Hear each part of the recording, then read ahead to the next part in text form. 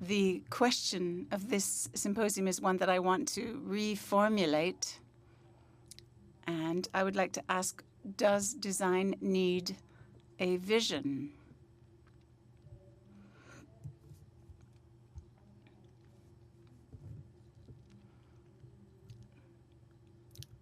I will be looking at the many different facets that have been formulated here. I'll be engaging with a wide range of different ideas, various facets of history, by giving you some examples from the start of the 19th century, looking at the question of the integration of living. When I look at the Bauhaus, this is not a manifestation in the form of a deus ex machina. The Bauhaus has its roots. We've just heard from Mr. Snodzy something that's entitled the Enlightenment, the encyclopedists, the physiocrats.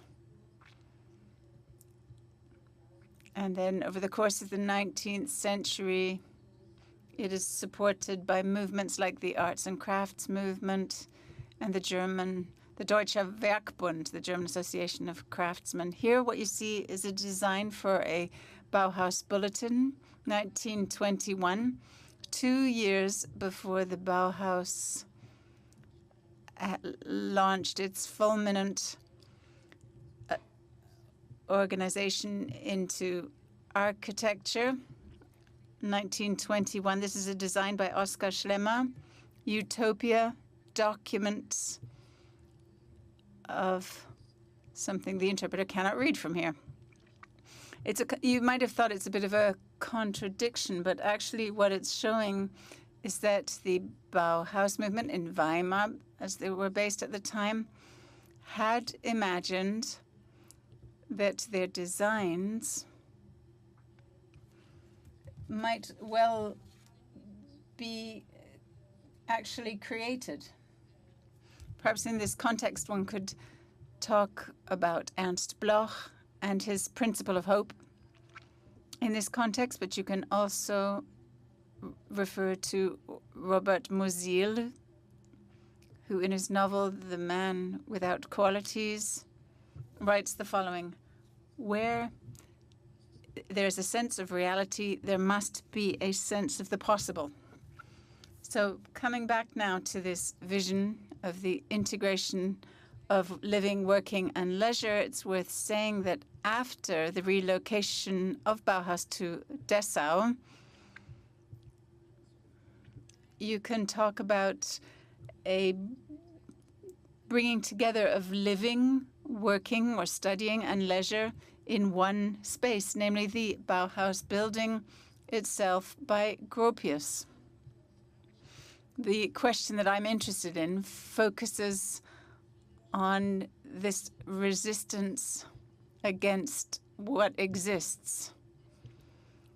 By designing a better world, utopia formulates the deficits of what is there. I'm going back in history now, which is why I have to explain to you the trade union conditions where we were at the start of the 19th century, or the social conditions at the end of the 18th century. So I'm going to be looking back. This is an image of Bollerey looking out of a theater, a design for the Theatre Besançon. Disparities, as we see them across the globe today, are illustrated here by a caricaturist, George Cruikshank, who contrasts the life of the middle class and the upper class and that of the proletariat. Here's another scene, again showing the differences between the classes here. Perhaps the most negative conditions were those experienced by the working population, not just the deplorable state of housing that you can see here. A historical situation on the left-hand side, and a situation such as Leonardo Benevolo, in one of his famous books on the subject of urbanism, describes. In the 1940s, housing conditions in London, you can see them, absolutely overpopulated. Too many people crammed into a small space in one of the working neighborhoods of London. I talked of the disparities of history. They continue today in a changed form, perhaps. What you see here on the right-hand side are rubbish collectors, garbage pickers in the 1860s and 1990s, so before then and now. Or here, the extreme contradictions that we see in this globe. Sneakers, which can cost up to 200 euros, and an image looking at the feet of African boys who are playing football and enjoying it. Perhaps the most negatively impacted on by these social underprivilegednesses were the children. You can see them being exploited as chimney sweeps or as match girls selling matches. Those of you who know Erich Kästner's books for children will automatically be able to think of Lotte and Anton, or Pünktchen and Anton as it's called in German. The situation was so bad that the mothers and fathers had to give away their children. They were lent out or sold to work in the textile industry or in the mines, because in the textile factories, children were small enough to do certain jobs that adults couldn't do, or could work in certain places in the mines that adults were too big. Now, to end all of this, these weren't the only ones, of course, but these were some who wanted to respond to these negative circumstances. There were two utopian socialists, as they are known, one an Englishman and one a Frenchman. The aim that these two people were pursuing was to achieve an emancipation of the lowest class of workers, a physical, an emotional, a mental emancipation. They were pursuing different objectives, and I will only present the objectives that they were pursuing and the practical realization of Robert Owen. Their activities and their visions of a new society were advertised by things like this that confronted the negative and the positive with one another, caricatures that showed the disorganized industrial cities with ideal urbanist designs, or the anti-social conditions that many of these workers were forced into, being driven to drink as a result of their lives. So on the right-hand side, the confrontation of their historical contemporary time with a vision of a better world in the future.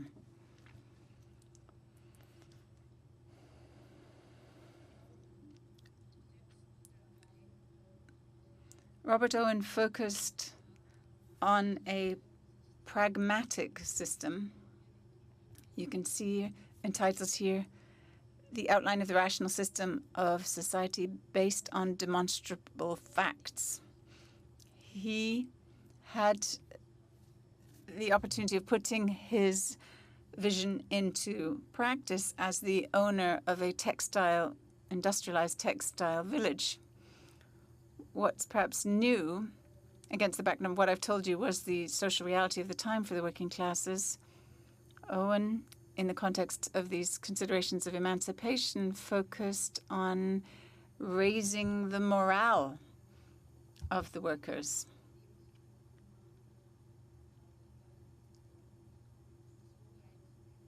And he went so far as to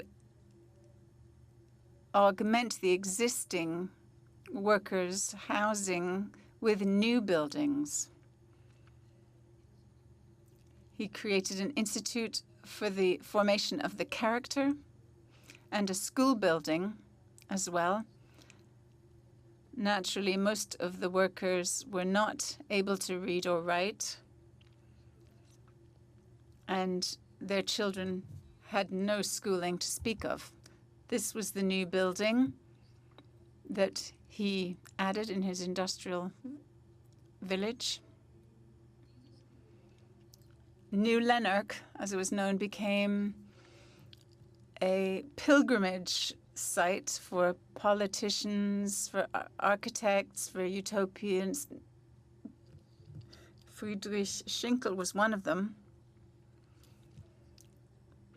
who looked at the teaching methods and the reform clothing of the school children. He emphasizes all of this in his notes for his trip to England. So I'd like to ask you to bear in mind here the scene in which in big cities parents were selling their children. And in the contrast to this, this is, of course, truly ideal visions. Well, not visions, the speaker corrects herself, but rather clearly everybody's come a long way. Pragmaticians and those who are interested in raising morale within the framework of the emancipation of the workers. And in response to all of this, Owen created something he entitled a silent monitor, where workers could set up this silent monitor at their workplace to assess themselves.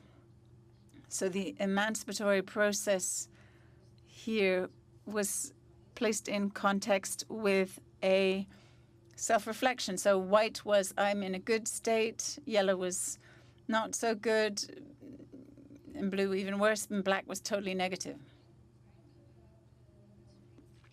Another aspect of the emancipatory process that Owen was interested in, many of the workers were not paid as such. They worked for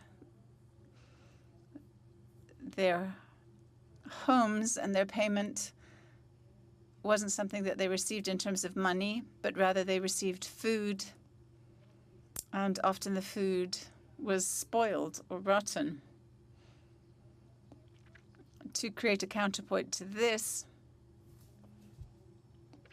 Owen developed a new money system. And basically, these were bills, notes that you got for each hour you worked, 1 hour, 2 hours, 5 hours. And people could actually spend this bill of 1 hour's work. So they became aware of the fact that if I work for 1 hour, I can buy this, that, or the other thing. So this was a completely new system.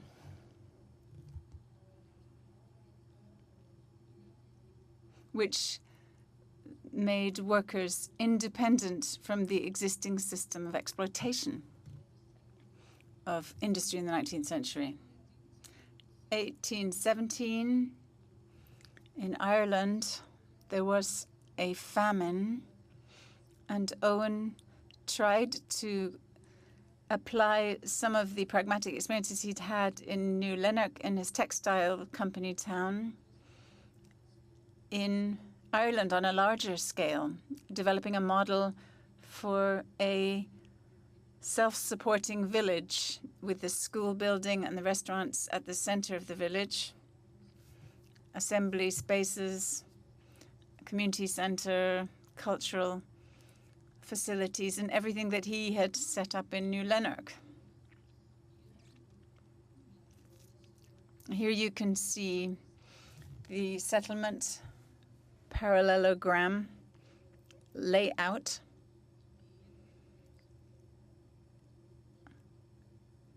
Obviously, only print media could be used to communicate ideas into the outside world at that time. And as you can see here, Owen has used the Evening Mail as his newspaper, and he's printed several 10,000s of copies in which he offers a self-supporting cooperative village and tries to get politicians to go along with this and to carry out similar settlement parallelograms, as he called them.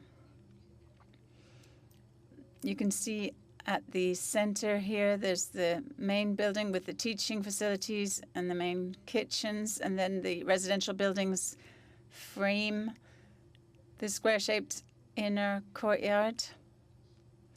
And there was an agricultural area all around it, production facilities as well, located at the circumferences of this area of land, and the idea was to be self-sufficient to the greatest extent possible.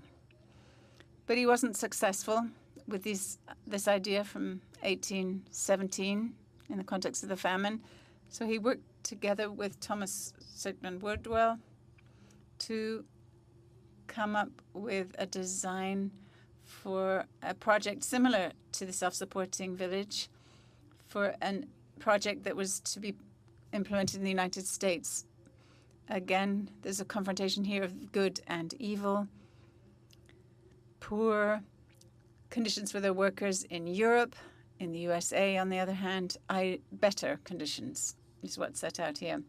And this settlement parallelogram contained, apart from residential facilities, a huge range of ways of spending your leisure time. At the heart of this new Harmony complex, there's a conservatory, and in the corners there's a gymnasium, schools. There were baths, public baths. Nobody had an individual bathroom at that time. That was impossible to imagine it in this sort of level, but there were music halls, museums, restaurants, educational facilities, schools, nurseries. There were libraries, book binding areas, forums for lectures, sort of lecture halls, always linked with small libraries linked to the actual issues. And there was nighttime illumination as well. Here in a bit more detail, you can see the center of this New Harmony settlement from 1824.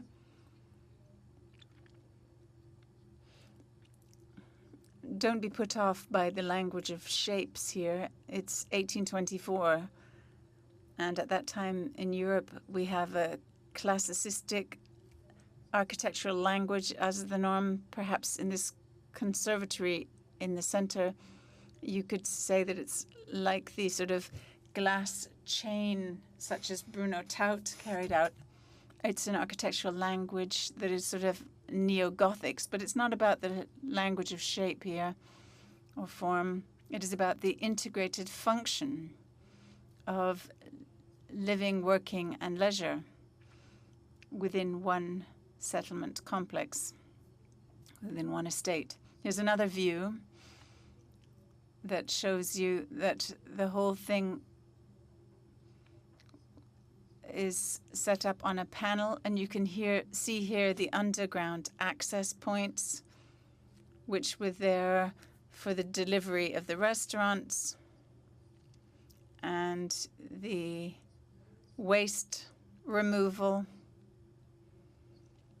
as well as the supply for the entire complex with hot water and cold water, and of course the sewerage system. A completely different approach was one that was taken by the French utopian François-Marie Charles Fourier, who was not able to implement his ideas in pragmatic projects. What was revolutionary in Fourier's approach, though, is that in response to the monotony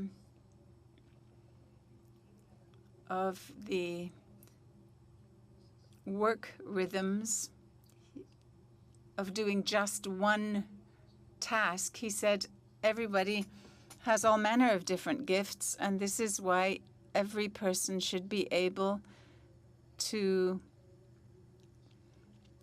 switch from working in a bakery to a carpentry workshop, or to go to public administration, or back to government and gardens, rather. So that's the utopian vision. And now he has to go away and think about what sort of architectural form he needed to choose in order to make this possibility of orienting yourself based on your individual gifts, how it can all be realized. In formal terms,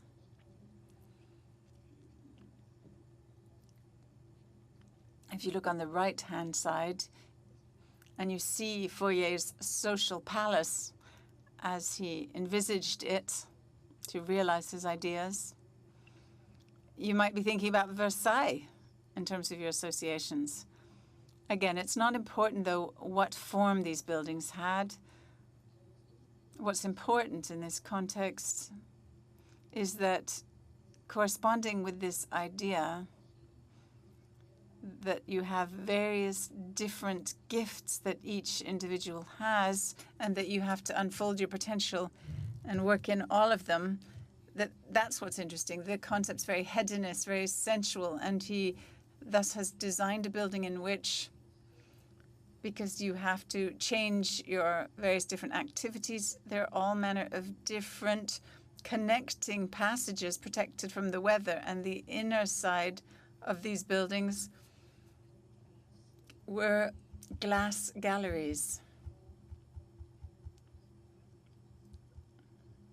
where you could really, they all communicated with one another. So apart from residential areas, on the basis of this idea, i.e. that you'd be able to change your activities quickly, there had to be a lot of connecting paths and community rooms.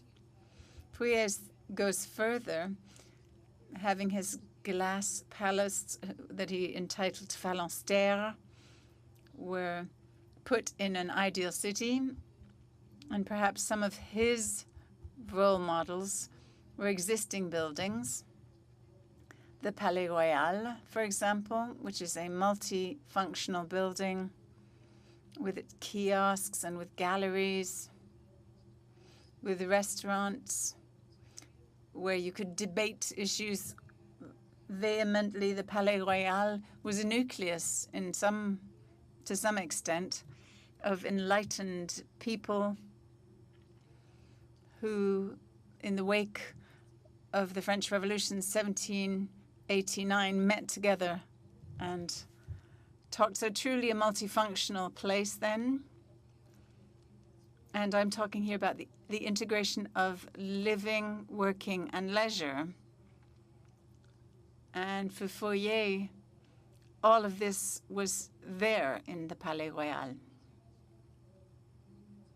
Now, I talked about connected paths, community rooms, and corridors, and connecting galleries protected from rain and wind that were glazed. If you were to imagine the Phalanstère model, you could imagine it being something like this, like the Paris galleries, which Walter Benjamin was so fascinated by, and which caused him to say that Paris was the capital of the 19th century.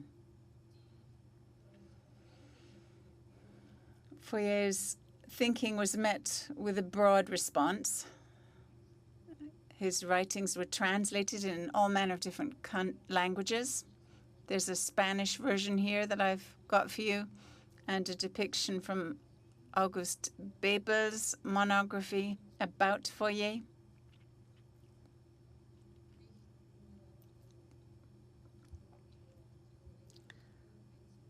And he didn't just get a positive response in terms of his theory, but there were all manner of idealized depictions of these Phalanstère, this social palace embedded in beautiful landscapes.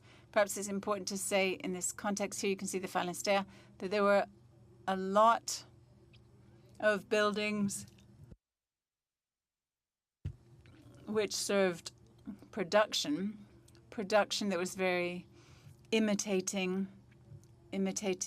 sounds, and these were set out here. There are connecting paths underground in one of these images here, from the main building of the social palace to the individual production sites.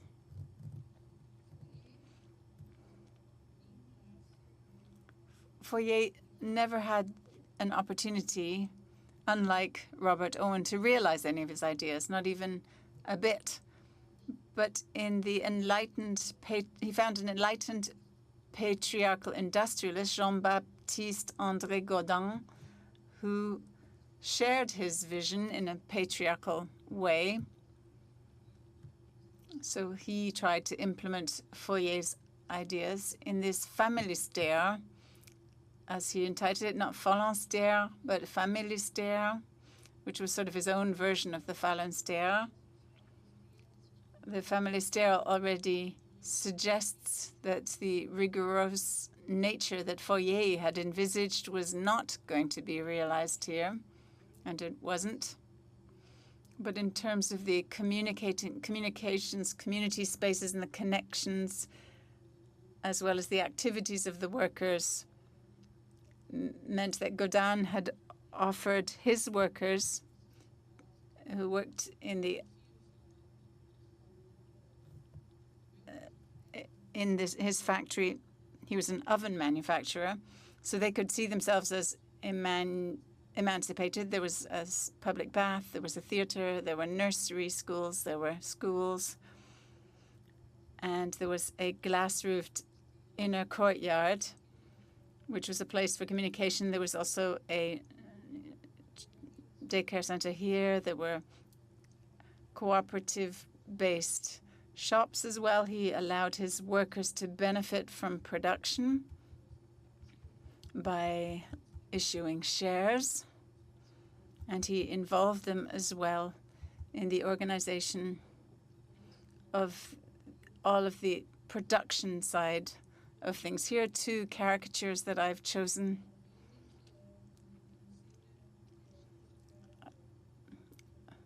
A bit like the patron in the Middle Ages and the Renaissance, that hold sort of models of the churches that they had donated. And here Gaudin is holding in his hands the drawings of his Familistère and is standing in front of this building. And here there's a publication that he wrote, which says Les solutions sociales, in the sense of Fourier's thinking, but reduced to the level of administering a patriarchal industrial estate and factory. These images here aim to show a little bit that one thing Gaudin did manage to achieve in his Familistère with the glass-roofed inner courtyard as a place for communication, both for people who wanted to spend their leisure time there, as well as for children, but also mail carriers, postmen, or larger events such as the lending of awards for some of the workers in Godin's factory. In Berlin, a completely formal approach, but it's interesting all the same. Hans Christian Moyer, perhaps referring to Fourier here. Up to the present day, Fourier was very well received, continues to be well received. And here, this is the IBA 87, 88, or 1984, 1987 rather. He uses the glass roof for a residential complex, and the Berlin-based artist Johannes Grützke paints Fourier together with Nicolas Sombart on a bench together with Sombart's father. So visions of a new society. I will conclude my remarks on this note, quoting something that isn't just one that refers to the concepts of the utopian socialists, but basically tries to encourage resistance formulated by Bloch in one of his books entitled The Principle of Hope. And he says we shouldn't accept the existing. He says long-term perspectives and utopias don't just respond to a critical point of view to the situation. Social utopias are always a no to the existing situation, even if, and I think this is important, even if it's something you're used to, something that's powerful, because the latter is often, the familiar is often even harder to resist against than the power, because it numbs you, and the strength of the utopia is not taking anything for granted, not even the familiar, what you're used to, only those that can herald change. Thank you for your attention. And sadly, we didn't have that last quote and can't see it from our booths, but